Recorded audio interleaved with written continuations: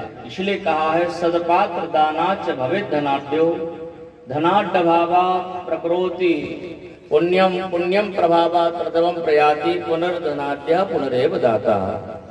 यह शास्त्रों में वर्णन है कि बालक की आयु वृद्धि के लिए दान किया जाता है, क्योंकि दान करने से नवजात शिशु की आयु में वृद्धि होती है। इसलिए गौदान भी किया, स्वर्णदान किया, अन्नदान किया।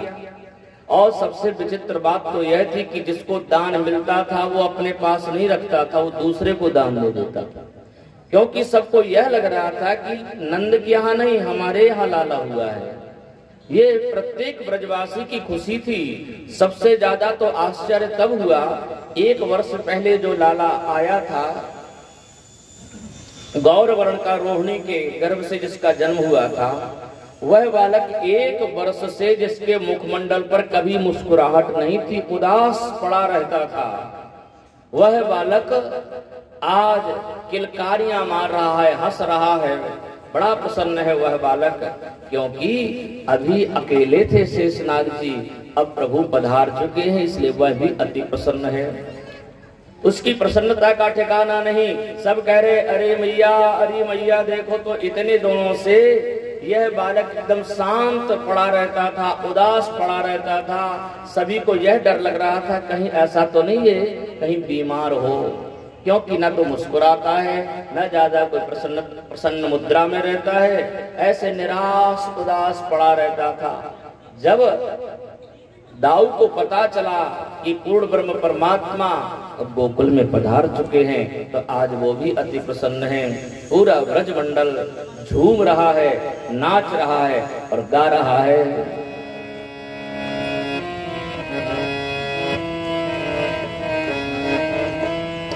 मेरे बांके बिहारी लाल नजर तो ही लग जाएगी, मेरे बांके बिहारी लाल नजर तो ही लग जाएगी, मेरे बांके बिहारी लाल नजर तो ही लग जाएगी, मेरे बांके बिहारी लाल नजर तो ही लग जाएगी, लग जाएगी लाल लग जाएगी, लग जाएगी लाल लग जाएगी, लग जाएगी लाल लग जाएगी, लग जाएगी लाल लग जाएगी।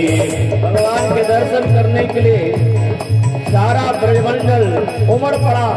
यहाँ तक कि यक्ष गंधर्व किन्नर देवी देवता सब आ रहे हैं लाला का दर्शन करने के लिए। लग जाएगी लाला लग जाएगी, लग जाएगी लाला लग जाएगी, बाकी हो मेरे बाकी बिहारी लाल तो लग जाएगी, मेरे बाकी बिहारी लाल नजर तो लग जाएगी, मेरे बाकी बिहारी लाल नजर तो लग जाएगी, मेरे बाकी बिहारी लाल नजर तो लग जाएगी।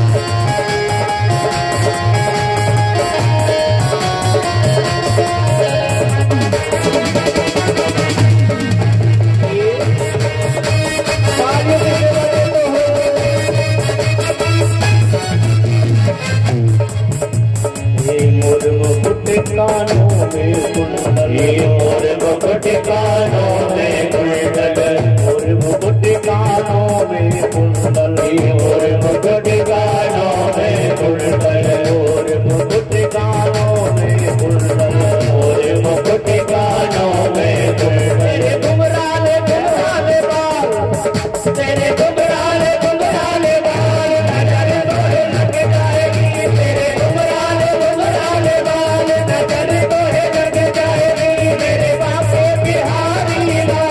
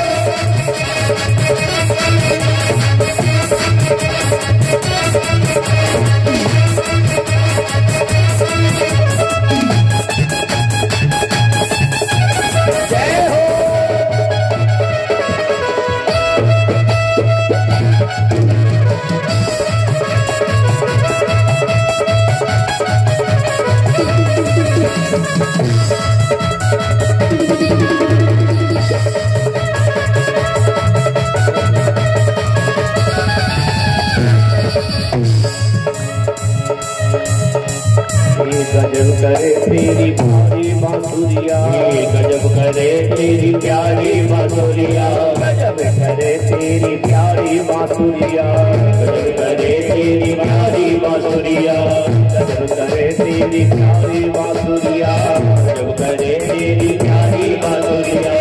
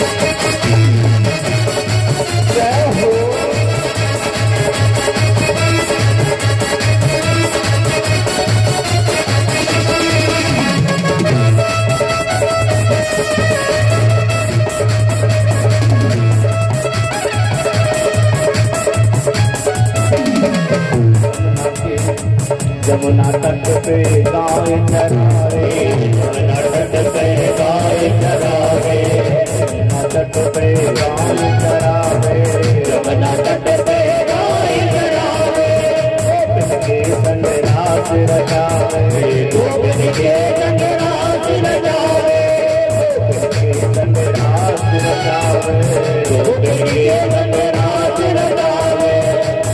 मीठी जय हो मीठी मीठी चाल नजर तो लग जाएगी, तेरी मीठी चाल नजर तो लग जाएगी, मेरे बापे बिहारी लाल नजर तो लग जाएगी, मेरे बापे बिहारी लाल नजर तो लग जाएगी लाल लग जाएगी, लाल लग जाएगी, लग जाएगी लाल लग जाएगी, लग जाएगी, लाल लग जाएगी, मेरे बापे बापे बिहारी लाल नजर तो लग जाएगी, मेरे बापे बिहारी लाल नजर तो लग जाएगी, मेरे बापे बिहारी लाल नजर तो लग जाएगी, मेरे बापे बिहारी लाल नजर तो लग जाएगी, मेरे बापे बिहारी लाल नजर तो लग जाएगी, मेरे बापे बिहारी लाल नजर तो लग जाएगी, मेरे बापे बिहारी नजर तो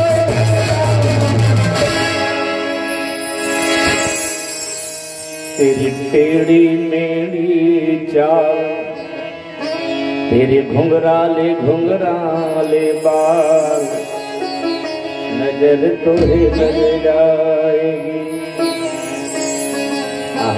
देखो त्रैलोक का स्वामी अवतार लेकर के पधारे हैं, भला कौन होगा जो नहीं आएगा देखने के लिए, दर्शन करने के लिए। महादेव जी भी पधारे हैं। भोले बाबा भी कैसे रुक जाएंगे अपने इष्ट को, अपने आराध्य को देखे बिना, जिनका 24 घंटे महादेव जी नाम जपते हैं। पार्वती जी के सहित भोले बाबा जिनका 24 घंटे नाम जपते हैं, वही नर रूप में पधारे हैं, इसलिए महादेव जी भी दर्शन करने के लिए पधारे हैं।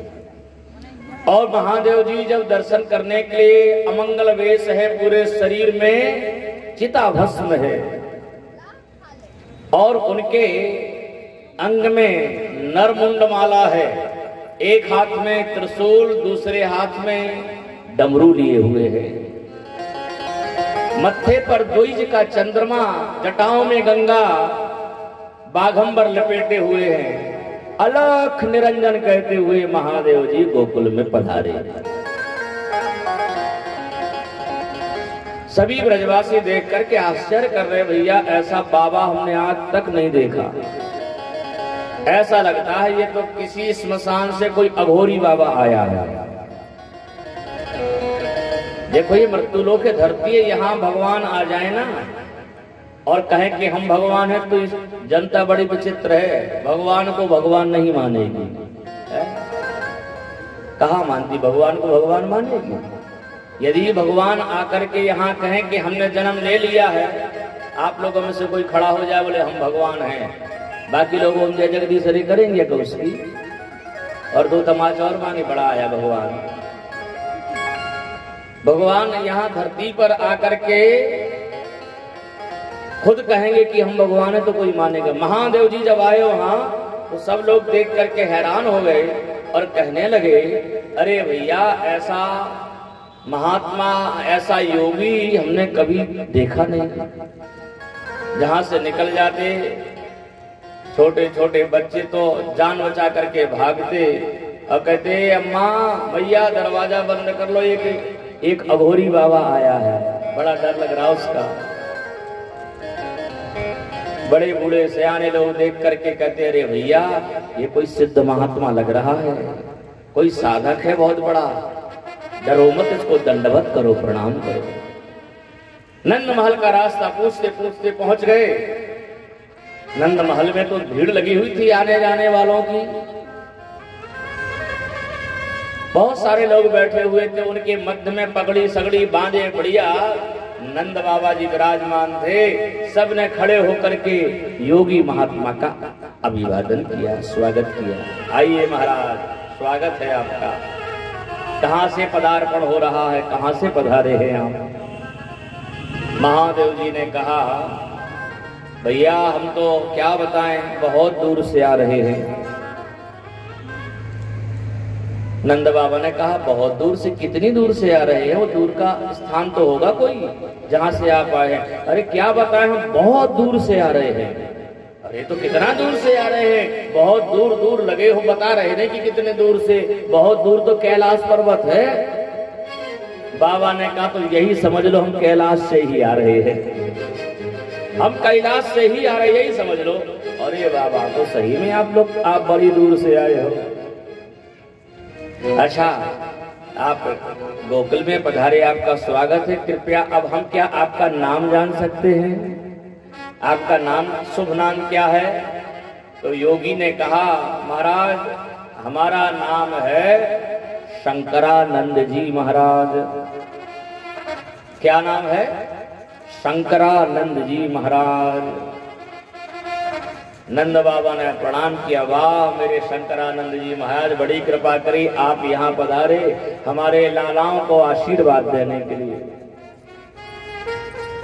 योगी ने कहा आप तो बड़े चालाक निकले। बाबा ने कहा क्यों?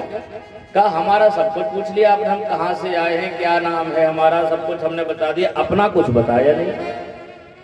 आप श्रीमान जी आप कौन है, आपका क्या नाम है? नंद बाबा ने हाथ जोड़े और कहा हमारा तो छोटा सा नाम है। आपका तो बहुत बड़ा नाम है, हमारा छोटा सा नाम है। अरे तो छोटा सा नाम क्या है आपका? बोले आपका नाम क्या बताया आपने? बोले शंकरानंद। तो कहा बस आप अपने नाम में से शंकरा हटा दो, जो कुछ बचे बाद में वही इस दास का नाम है। शंकरा हटाने से बाद में बचता है क्या? नंद। अच्छा तो नंद बाबा आप भी हैं? हाँ महाराज। बोले हम आपको ही पूछते पूछते चले आ रहे हैं, अच्छा हुआ आप मिल गए। हमने सुना है आपके यहाँ एक लाला का जन्म हुआ है। हाँ महाराज आपने सही सुना है, हमारे यहाँ लाला का जन्म हुआ है। तो बस हम आपके लाला को देखने, उनका दर्शन करने के लिए आए हैं। नंद बाबा ने कहा अरे बाबा आप आए, आपका स्वागत है, लेकिन आप ऐसा क्यों बोल रहे हैं कि हम तुम्हारे लाला का दर्शन करने आए हैं? अरे कैलाश पर्वत से आप इतनी दूर आए और भला हमारे लाला का दर्शन क्यों करेंगे? दर्शन तो भगवान का किया जाता है, इंसान का थोड़ी दर्शन किया जाता है, आदमी का। और हम ठहरे ग्वाले, हमारे यहाँ छोरा हुआ, छोरे का दर्शन से आपको क्या लेना देना? दर्शन करना है, सामने देखो सत्यनारायण मंदिर है, वहां चले जाओ, उधर चले जाओ, बालाजी का मंदिर है, वहां दर्शन कर लो, वहां मत्था टेक लो, हमारे लाला का दर्शन क्यों करेंगे? बोले नहीं, हम उधर मत्था टेकने नहीं आए हैं, हम तो तुम्हारी चौखट उस लाला का दर्शन करने आए हैं। अब नंद बाबा को क्या पता था कि नंद बाबा सिंहासन में जो काली काली मूर्ति सालग्राम की धर के पूजा कर रहे हैं, वो सालग्राम जी मूर्तिमान होकर के आ गए हैं। सालग्राम, अब सालग्राम की जरूरत नहीं है, अब तो साक्षात सालग्राम जी आ गए हैं। नंद बाबा को नहीं पता था। अब ये कौन जाने कैसे बताएं नंद बाबा को, लेकिन भोले बाबा ने कहा आप नहीं समझोगे, आप तो हमें दर्शन करा दो और हम यहाँ से निकले। नंद बाबा ने कहा चलो, मैया को इशारा किया, मैया ने देखा तो रूप देख करके मैया भी डर गई यशोदा जी। उन्होंने कहा शायद बाबा कुछ सीधा आटा लेने आया होगा, कुछ मांगने के लिए आया होगा, सुना है यहाँ कुछ दान मिल रहा है तो कुछ सीधा आटा लेने के लिए आया होगा, चलो इसको सीधा दे देते हैं। बढ़िया सूपा में सीधा लगाया, सूपा में, पहले सूपा में दिया जाता था, आजकल थाली में देते, पहले सूपा में दिया जाता था, क्योंकि जिस थाली में हम आप भोजन कर लेते हैं वह थाली जूठी मानी जाती है। साधु ब्राह्मणों को उसमें ना खिलाया जाता है, ना उसमें सीधा आटा दिया जाता है। आओ बैठो।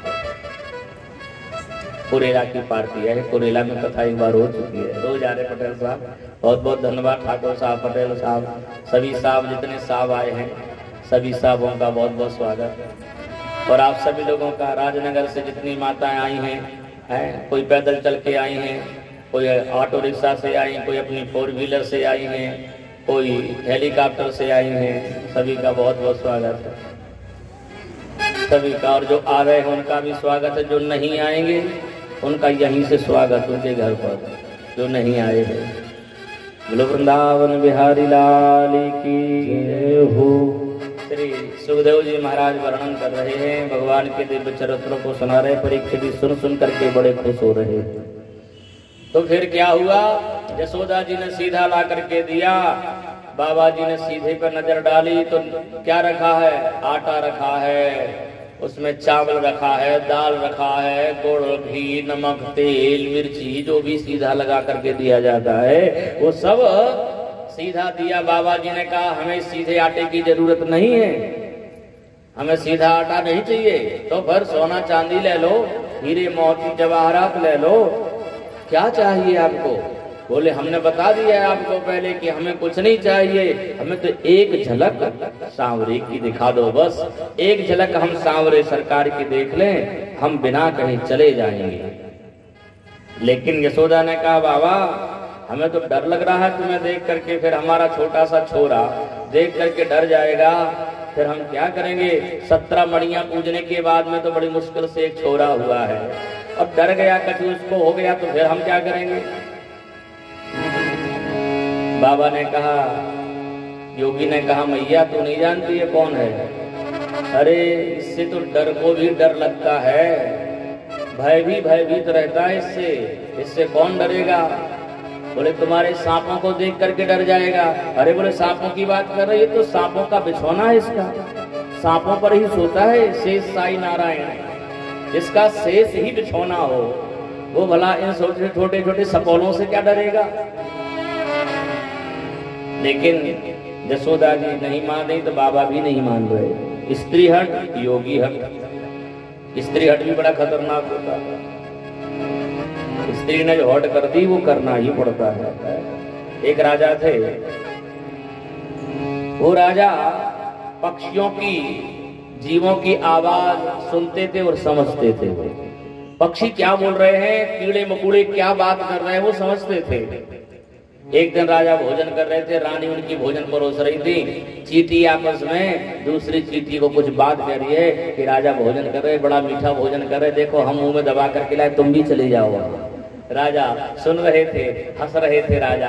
रानी तभी भोजन लेकर के आई, अब अकेले बैठे बैठे राजा हंस रहे थे, रानी को आश्चर्य हुआ, कोई है नहीं सामने, भाई हंस क्यों रहे हैं?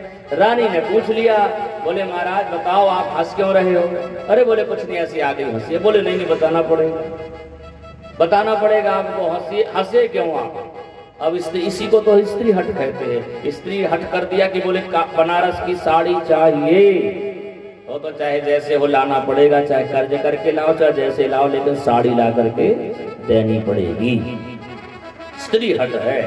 क्षमा करना माता, और राजनगर की हम बात नहीं कर रहे, उत्तर प्रदेश की बात है ये सब, इधर की बात हम नहीं कर रहे, इधर नहीं है हट। लेकिन उसने हट किया और कहा जब तक आप बताएंगे नहीं कि हंसे क्यों, तब तक हम ना भोजन करेंगे ना आपको भोजन कराएंगे, बताना पड़ेगा। तो राजा ने क्या कहा? राजा ने कहा देखो देवी, यदि हम बताएंगे तो हमारी मृत्यु हो जाएगी। यदि हमने तुम्हें बताया कि हम हंसे क्यों तो मृत्यु हो जाएगी। रानी ने कहा चाहे मरो चाहे जिया, हमें से कोई लेना देना, बताना पड़ेगा। अब बताओ, रानी हट करके रह गई तो राजा को भी बताना पड़ा। कहा चलो ठीक है, जब बताना ही है तो एक काम करते हैं, चलें गंगा जी के किनारे बताएंगे, क्योंकि उसको वरदान था पक्षियों की जीवों की वो भाषा समझेगा। लेकिन ये कहा था कि यदि किसी को बता दिया तो पत्थर हो जाओगे। तो राजा ने सोचा कि चलो एक काम करते हैं, गंगा किनारे बताएंगे, वहीं पत्थर बनेंगे तो गंगा जल तो ऊपर चढ़ता रहेगा, उद्धार हो जाएगा हमारा। तो गंगा किनारे रानी को लेकर के जा रहे थे।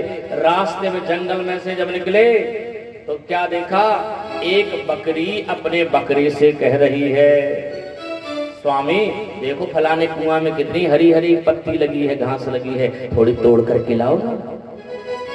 बकरा का शर्म नहीं आती तुम्हें? वहां देखो कितना बड़ा खतरा है, कहीं फिसल गए पैर तो मर जाएंगे। बोले मरो चाहे जियो, हमें क्या लेना, लाओ पत्ती लानी पड़ेगी, हमें तो खाना पत्ती, हरी हरी घास लगी उसमें लेके आओ। अब ये सब सुन रहा था राजा, क्योंकि राजा समझता था।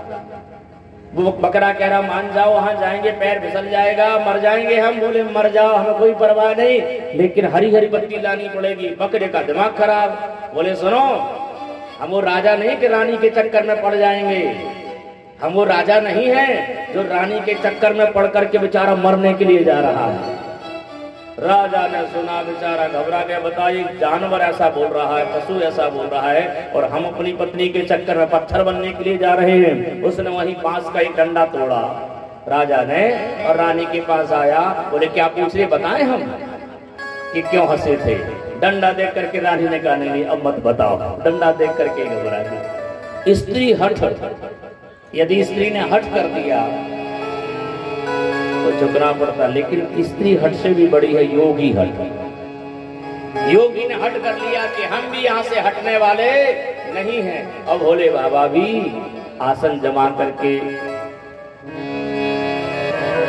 बीते सम्मत सहस्रतासी तजी समाधि शंभु अविनाशी।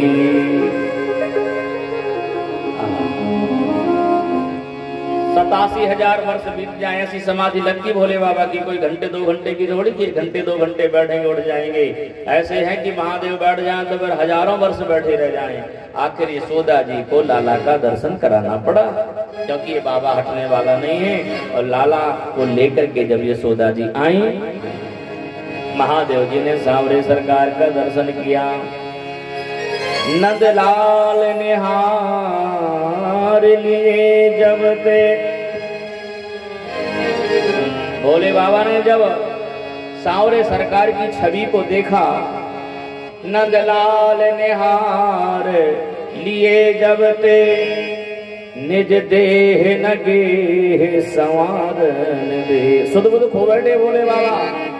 पूर्ण ब्रह्म परमात्मा को जब नन्हा सा बालक बना हुआ देखा, निज देह न गेह संवारन दे, धर धीरज बोल उठी बरनी। देखो आंखों में लड़ाई शुरू हो गई, झगड़ा शुरू हो गया आंखों में। जो आंखों के सामने जो ब्रौनी होती है, बरनी इसको बोलते ब्रौनी, जैसे ऐसे जब होता है तो ये जितनी भी धूल आती है, डस्ट आती है, उसको साफ करती रहती है बरनी, आंखों के आगे जो होती है। धर धीरज बोल उठी बरनी, पद पंकज की रज झारन दे। मन महादेव जी की जो बरनी वो कह रही हैं, हमें सांवरे सरकार के चरण रज को झारने दो। पुत्री कह सामने से हट जा। पुत्री जो होती बीच में काले रंग की, वो बार बार करे, हे बरनी तो हट जा, सामने से हमें दर्शन करने दे। पुत्री कहे सामने से हट जा, आंसुआ कहे पाए पखारन दे। आंसू भरे वो कह रहे हमें पैर धो दे तो सरकार के। पलके कहे मूंद ले मोहन को, और ये पलके कह रही अरे ऐसा मौका कहाँ मिलेगा, सांवरे को भीतर कर लो आंखों के। पलके कहे मूंद ले मोहन को, अखियां कहे और निहारन दे। अखियां कहे और निहारन दे। बोलिए सांवरे सरकार की जय हो। बोले बाबा की तो माने पलक झपकना बंद हो गया, अपलक दर्शन कर रहे हैं। आज कहीं भेद ना खुल जाए इसलिए लीला शक्ति आकर के कृपा शक्ति से कहती है देवी तुम हट जाओ, क्योंकि ऐसे तुम देखते रहोगे कहीं भेद ना खुल जाए, आपको कोई पहचान ना जाए, सांवरे सरकार को कोई पहचान ना जाए। भगवान इस समय नर लीला करने के लिए आए हैं, इसलिए आप यहाँ से जाओ।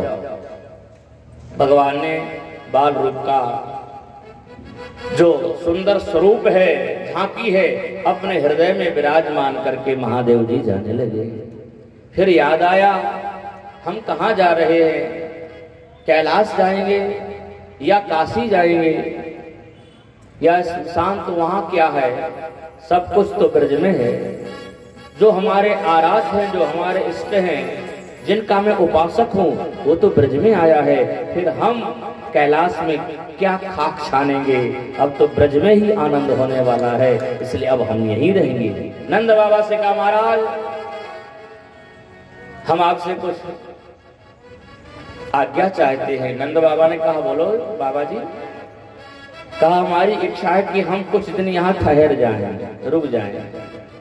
नंद बाबा ने कहा महाराज आप आदेश करिए, आप कहें तो हम अपना पूरा नंद महल खाली किए देते हैं, आप इसमें डेरा जमाइए, जहां मन करे आपका है ये इसमें रहिए।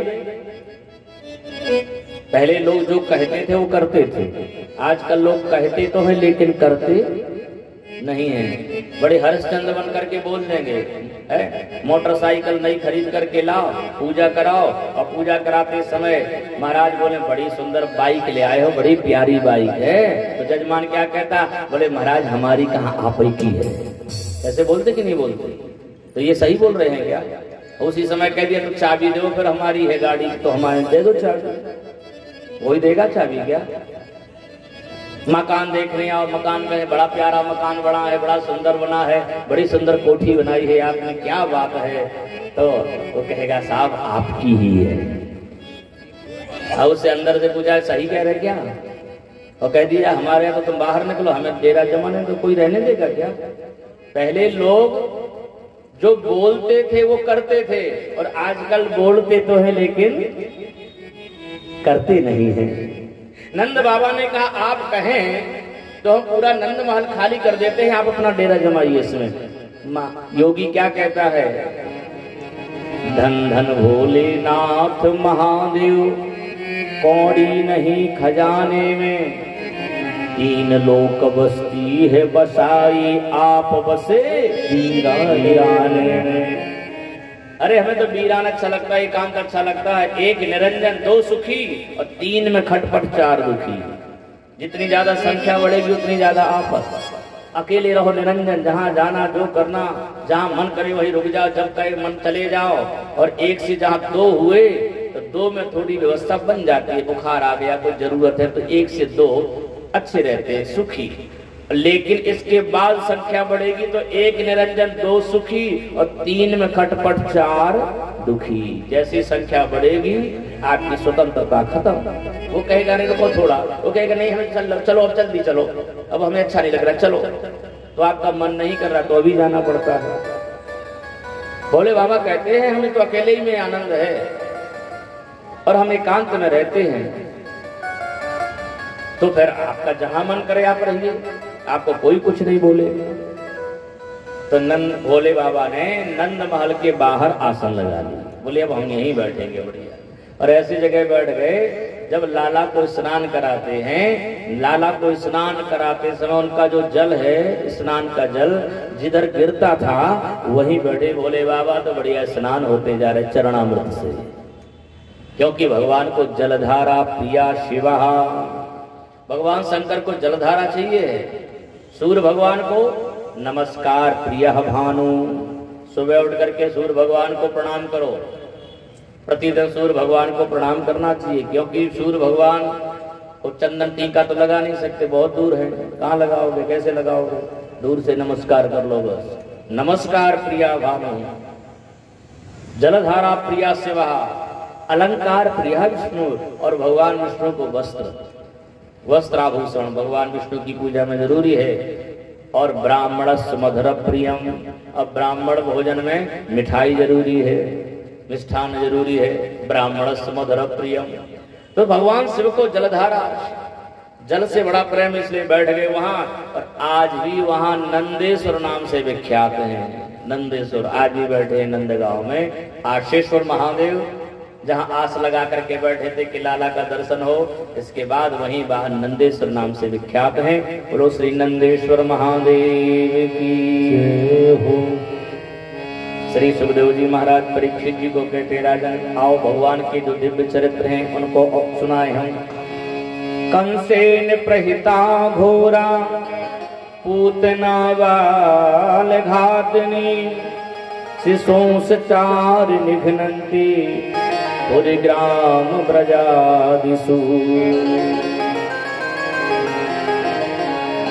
कंस की भेजी हुई पूतना नाम की राक्षसी पर आई गोकुल में, और वह पैदल नहीं आ सकती थी, क्योंकि रास्ते में सांडिल्य ऋषि का आश्रम था। वो जानती थी यदि हम यहाँ से जाएंगे, ये महात्मा बहुत ही तपस्वी है, अपनी तपस्या से जान जाएगा कि मैं कौन हूं, तो कहीं श्राप ना दे दे। कंस को बोल करके आई है भैया बिल्कुल भी चिंता ना करो, मैं तुम्हारे शत्रु को ढूंढ करके मार दूंगी। कंस कहता है बहन तुम्हारे इस रूप को देख करके कोई घुसने देगा क्या? देखो तो तुम्हारी शक्ल कैसी है, तुम्हारी शक्ल पे 12 बज रहे हैं। तुम्हारे बाल हैं जो सूखे पेड़ की तरह, सूखे रूख की तरह तो बाल हैं तुम्हारे खड़े। और आंखें कैसी हैं? बोले जो बिना पानी का जो कुआं है, सूखा हुआ कुआं, ऐसे गड्ढे जैसी तो तुम्हारी आंखें हैं। और दांत तुम्हारे हल बखल की तरह बाहर निकले हुए हैं दांत। पूरा शरीर तुम्हारा कृष्ण है, काला है। तुम्हें देख करके लोग डर जाएंगे, तुम्हें कोई घुसने नहीं देगा। पूतना ने कहा भैया तुम मेरा मजाक बना रहे हो मुझे देख करके। और पूतना ने अपनी माया से ऐसा सुंदर रूप बनाया कि कंस पहचान नहीं सका। पूतना ने कहा भैया पहचानो मैं पूतना हूं। कंस ने देखा, बड़ा प्रसन्न हुआ, कहता हाँ बहन अब तुम कहीं भी जा सकती हो, तुम ढूंढोगे कैसे? तुम मेरे शत्रु को कैसे ढूंढोगे? पूतना कहती ढूंढना क्यों? और 1 महीने के जन्मे जितने भी बालक हैं उन सभी बालकों का मैं रक्त पान कर जाऊंगी, किसी को गला दबा करके मार दूंगी, किसी का रुधिर पी जाऊंगी, क्योंकि मैं रुधिर पायनी हूँ।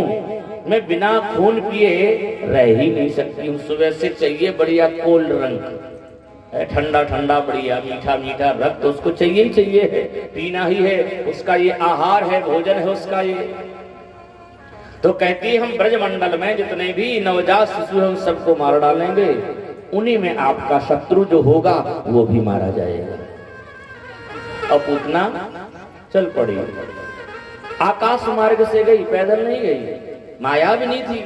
अपने दोनों स्तनों में कालकूट जहर लगा करके और पहुंची है गोकुल में। गोकुल में तो आहा जो नक्षत्र मोहन भई सो नक्षत्र पर आय, चार बधाई रीति सब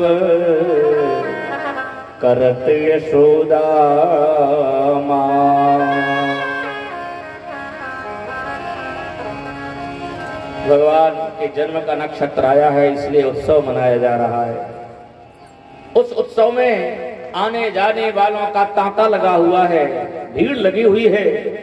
और अरे धरती पर रहने वाली गोपियां क्या, स्वर्ग की जो देवांगनाएं हैं, अप्सराएं हैं, वो सबके सब वेश बदल बदल करके उस उत्सव में सम्मिलित हो रही हैं।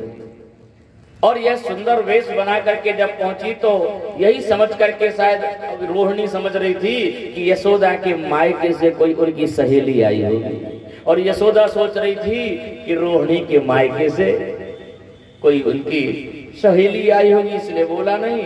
और वो मौका मिल गया, और मौका मिला तो भीतर घुस गई। अब वो तो अपना काम करने के लिए आई थी, खोज रही थी लाला किधर है। भैया ने दूध पिला करके लोरी गा करके पल्ले में लेटा दिया था, पल्ले में लेटे थे लाला। अब जब पूतना मौसी भीतर गई तो सबसे पहले उसने दरवाजा बंद किया, और दरवाजा बंद करके जब पलना की ओर बढ़ी, लाला ने देखा मौसी आई है, मौसी। तो क्या किया सुखदेव जी महाराज वर्णन कर रहे हैं। विभूतितां बालकमारिकाग्रहं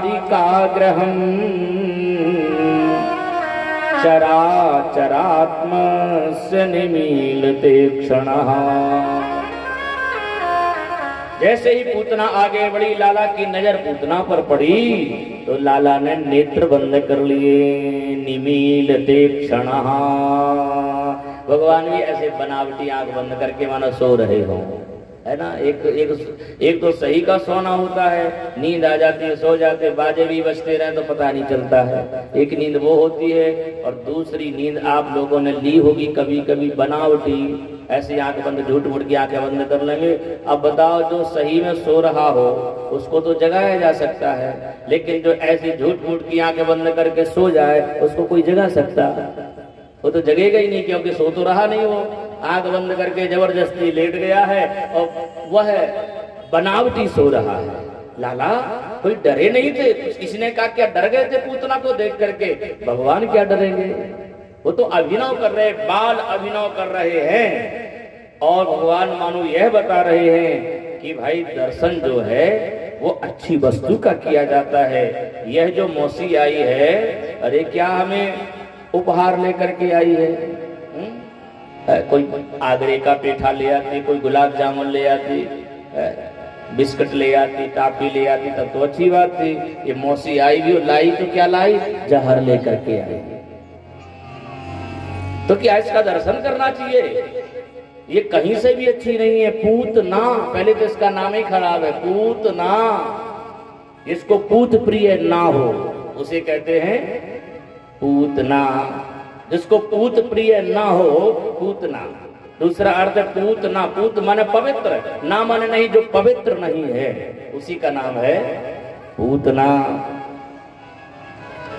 भगवान नेत्र बंद करके मानो यह कह रहे हैं कि मैं इसकी तरफ नहीं देखूंगा, क्योंकि ये देखने लायक नहीं है। एक बार और भगवान को सामना करना पड़ा एक सुंदरी से, वो भी इससे कम नहीं थी, वही बड़ी सुंदर थी, और उसका नाम था शूर्पणखा। है वो भी सज धज करके बढ़िया पार्लर में रही हुई 4-5 घंटे, तैयार होकर के मेकअप सेकअप करके भगवान के सामने पहुंच गई और कह रही तुम सम पुरुष न मोह सम नारी, यह संयोग विधि बिचारी। ये विधाता ने बहुत सोच समझ करके संयोग रचा कि तुम्हारे ऐसा पुरुष नहीं है और हमारे ऐसे सुंदर पूरी त्रैलोक में कोई स्त्री नहीं है। वैसे तो हमसे ज्यादा सुंदर तुम नहीं हो, शूर्पणखा कह रही है, हमसे ज्यादा तो तुम नहीं हो, लेकिन फिर भी काम चला लेंगे, मन माना कछु तुम ही निहारी। वैसे भी तुम इतने अच्छे नहीं, सांवले हो, लेकिन अब क्या करें, नहीं मिला कोई तो तुमसे काम चल जाएगा। मन माना कछु तुम ही, मन को हम समझा लेंगे, मान लेंगे, इतने अच्छे तो तुम भी नहीं लग रहे हो। तो राम जी ने पूतना की तरफ, तो शूर्पणखा की तरफ देखा, क्या चौपाई पड़ी है, क्या लिखा है। राम जी ने एक बार भी शूर्पणखा की तरफ नहीं देखा, बेचारी इतनी देर तक तैयार होती रही, देखा तक नहीं राम जी ने। राम जी ने कहा यह है मर्यादा पुरुषोत्तम राम। सीता ही चित कही ते ही बाता, शूर्पणखा से बात कर रहे, लेकिन देख रहे कहाँ? अपनी पत्नी सीता की तरफ। सीता ही चितय कही तही बाता, और आहे कुम्हार मोर लघु भाता। चले जाओ छोटे भैया हमारे, उधर तुम्हारा शायद काम बन जाए, उधर चले जाओ। भगवान ने देखा नहीं, शूर्पणखा की तरफ देखा नहीं, क्योंकि शूर्पणखा पहली बात तो बहुत बड़ी गलती कर रही थी। ये विवाहिता थी, विवाहिता थी। इसका पति जो था वो मारा गया था रावण के द्वारा, इसलिए यह अपने आप को कह रही है कुमारी। ये विवाहिता विवाह करना चाह रही है, कह रही हमारे साथ में विवाह कर लो। ये इसका जो प्रस्ताव है ये अनुचित प्रस्ताव है, इसलिए भगवान ने उसकी तरफ देखा ही नहीं। शूर्पणखा बेचारी नाक कान का ऑपरेशन करा करके और लौटाई बेचारी, इतना सस्ती सस्ती रही। लेकिन छोटे डॉक्टर साहब ने शूर्पणखा बुआ जी का नाक भी काट दी और कान का ऑपरेशन भी कर दिया। शूर्पणखा का अर्थ भी है, अर्थी है शूर्पणखा, जिसके सूपा की तरह नख हो। आज भी शूर्पणखा की भतीजियों की कमी नहीं है, सूप के जैसे नख होते हैं उसे कहते हैं शूर्पणखा। इधर नहीं होंगी भतीजियां, महाराष्ट्र तरफ है शूर्पणखा की भतीजियां, इधर नहीं होंगी। जिसके सूप के जैसे नख हो उसे कहते हैं शूर्पणखा। अब बता फैशन में आ गया आजकल, बड़े ऐसे अजीब फैशन चले हैं। एक पैर में एक काला धागा बांधने का फैशन चला है, पैर में काला धागा बांधने लगे हैं आजकल बहुत लोग, लड़के भी बांधने लगे, सब बांधते हैं। पता नहीं वो क्या पायल की जगह अब वो काला धागा चलने लगा है। इधर नहीं बांधते होंगे कोई, लेकिन मैंने बहुत जगह देखा है पैर में वो बांधेंगे। फटे पैंट पहनने लगे हैं आजकल। एक बहू लाई बेचारी महंगे 7,000 के 2 पैंट ले आई जीन्स के। अब वो फटे थे, टांगों में फटे थे, पता नहीं नीचे भी फटे हुए थे। अब फटे पैंट ले आई बहू, 7,000 के पैंट ला के नए पैंट ला करके रखा। अब सास बाई ने सोची फटे पुराने पता नहीं, उसने वो पैंट दे करके कब्बसी खरीद ली। सोचे पुराने पैंट डले हैं उनको दे करके उसने वो खरीद लिया, क्योंकि फैशन का जमाना, उसको क्या पता था। आजकल ऐसे ऐसे चलने लगे हैं, फैशन का जमाना हो गया है। तो कहने का आशय है कि नख भी रखे जाने लगे हैं, फैशन में नाखून भी बढ़ाए जाने लगे हैं। पूतना की तरफ भगवान ने नहीं देखा। चरा चरात्मस्य निमीलते क्षणः। अच्छा एक कारण और है भगवान के नहीं देखने का, पूतना की तरफ नहीं देखने का एक कारण और है। भगवान मन ही मन सोच रहे हैं, त्रेता युग में जब मेरा अवतार हुआ राम अवतार, तो सबसे पहले असुरों की संहार लीला में सबसे पहले श्री गणेशाय नमः हमने स्त्री वध से ही शुरू किया था। सबसे पहले किसको मारा था राम जी ने? ताड़का चाची को। ताड़का को सबसे पहले मारा था राम जी ने। और कहा बताओ त्रेता युग में हमने श्री गणेशाय नमः फीमेल से किया था, और लगता है अब फीमेल से यहाँ भी शुरुआत होगी पूतना से। इसलिए आंख बंद कर रहे हैं। आंख बंद करके भगवान भोले बाबा को कह रहे हैं, हे प्रभु पधारो, आपको आदत है जहर पीने की, हम तो दूध पीने आए हैं यहाँ, इसलिए आप पधारो। आप देखिए जरा, जब पूतना ने उठाया लाला को अपने स्तन उसके लाला के मुंह में दिया, लाला दूध पीने लगे। सुखदेव जी महाराज लिख रहे, वर्णन कर रहे हैं कि भगवान को उस समय जो क्रोध आया, गाढ़ं कराभ्याम भगवन् प्रपीडयत् प्राणै समयीं रोष समन्वितो पिबत्। रोष समन पिबत माने भगवान को रोष आया है। रोष का मतलब है भोले बाबा रुद्र आ गए हैं। रुद्र देवता ने आकर के पूतना के स्तनों में लगा हुआ जहर पी गए, और लाला पाय पान कर रहे हैं, दुग्ध पान कर रहे हैं। और भोले बाबा के साथ में आया था उनका चेला, जिसका नाम है करालम महाकाल, जो उनके साथ काल चलता है। काल भी साथ में आया था। कन्हैया ने दूध पिया, भोले बाबा ने जहर पिया, उस काल ने पूतना मौसी का प्राण पिया।